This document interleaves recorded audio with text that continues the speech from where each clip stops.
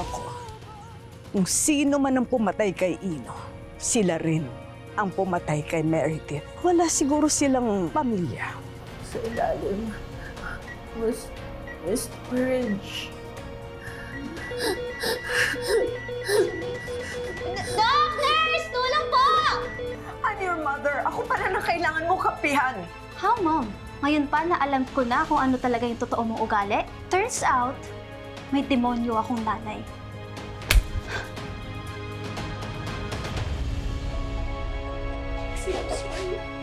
Sorry. Hindi ko sinasadya. You know what, Mom? Ang sakit na sampal mo. Pero hindi mapapantayan yung pain na to sa lahat ng nalaman ko.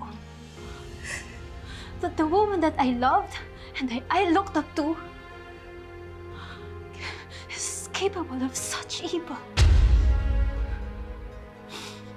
Hindi ko alam kung kailan mawawala yung pain na to or kung mawawala pa ba. At huwag mo akong pilitin na tanggapin at kalimutan lahat ng to, Mom. Dahil hindi mo ako kagaya mag-isip. Dahil ikaw wala kang takot sa Diyos. At hindi ako murderer kagaya mo. Trixie, please. Leave me alone.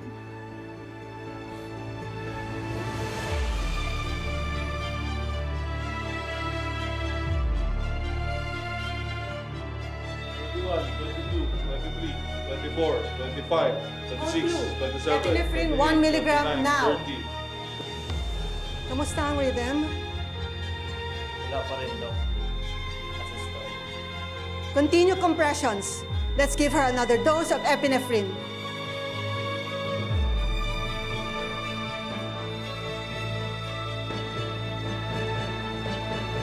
Stop compression. Time of death, 4:37 p.m.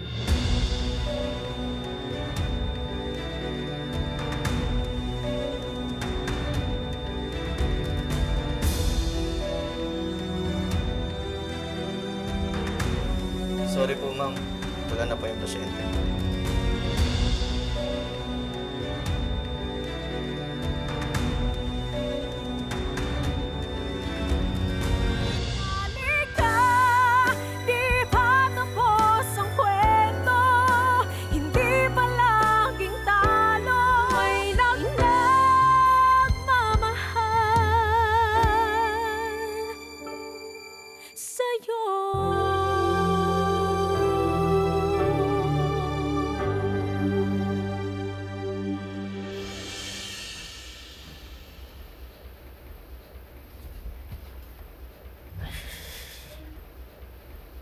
Hindi ko na makontak yung tita niya eh.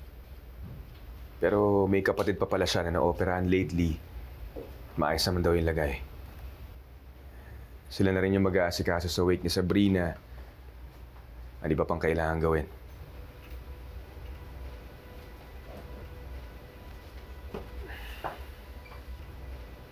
Philip,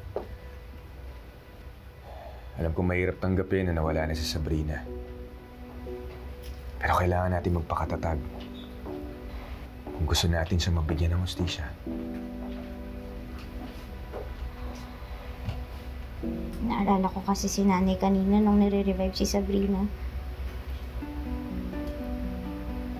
Nung nadatnan ko siya na wala ng buhay. Nariwa lahat. Pati yung sakit.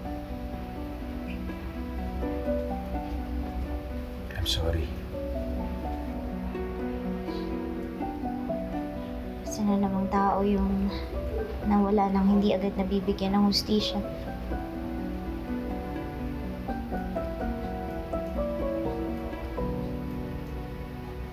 Magkakaroon ng hustisya si Sabrina.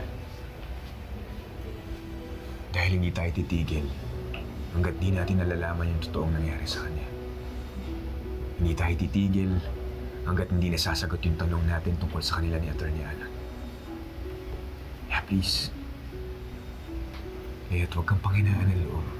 Ha? Alam mo, mas malinaw sana kung nakausap natin si Sabrina bago siya na-aksidente. Sa ilalim,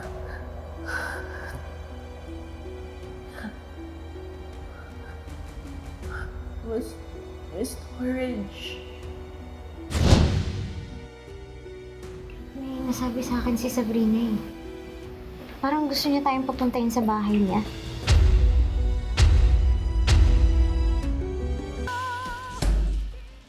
Good thing, pinagkatiwalaan tayo ng kapatid ni Sabrina. Gusto daw niya magkaroon ng hostisya yung pagkawala ng kapatid niya kung totoo talagang sinadya yung pagsagasa sa kanya. Ang sabi niya sa akin, sa living room, sa ilalim ng rug. Dito, Kurt.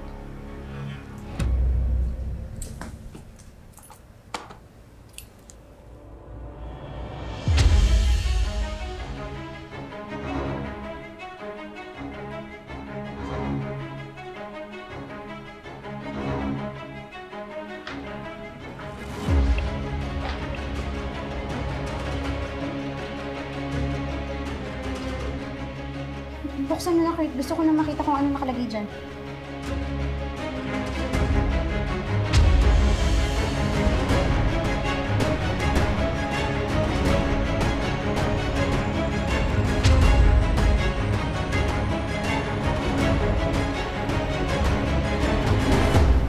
This must be what Sabrina wanted you to find.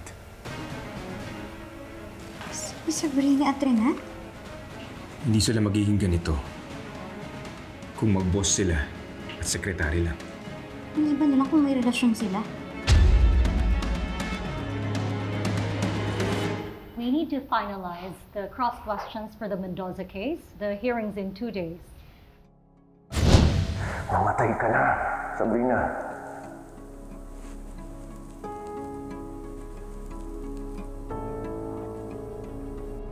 Check mo lang vitals ng patient. Yeah, I will draft the revisions tonight for review.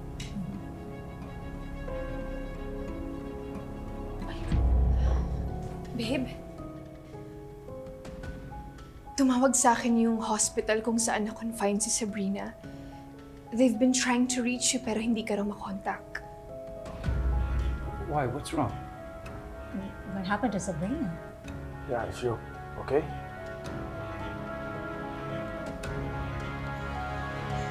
I'm sorry, babe. Sorry for what?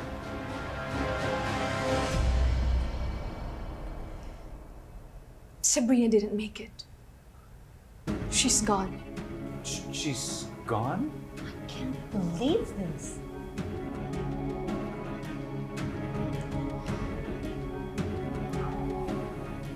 Let's just go to the hospital, okay? Yeah. Then we should go.